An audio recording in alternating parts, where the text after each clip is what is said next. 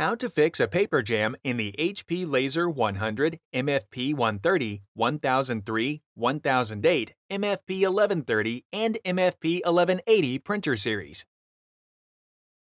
Fix a paper jam when a paper jam message displays on the printer control panel. Lift the scanner assembly or top cover, remove all paper, and then lower the scanner assembly or top cover. Check areas in the printer where jams occur. Remove all paper from the input tray. Press and hold the power button to turn off the printer.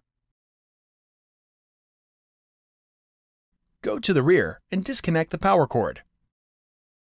If equipped, lift the scanner assembly and then the toner cartridge access door. Otherwise, lift the cartridge access door. Allow the fuser to cool before reaching inside the printer. Grasp the handle on the cartridge and then pull it up and out of the printer. Avoid touching the drum on the cartridge to prevent damaging it. Remove any paper inside the printer. Slide the cartridge back into its slot in the printer until it clicks into place. Close the cartridge access door and, if necessary, close the scanner assembly.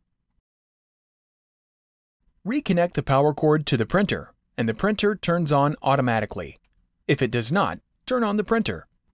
Load paper into the input tray and adjust any guides so they rest on the edge of the stack.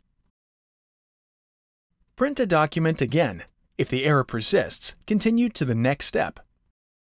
Reset the printer to clear a false paper jam error message. With the printer powered on, go to the rear and disconnect the power cord. Wait at least 60 seconds and then reconnect the power cord. The printer turns on automatically. Wait until the printer is idle and silent.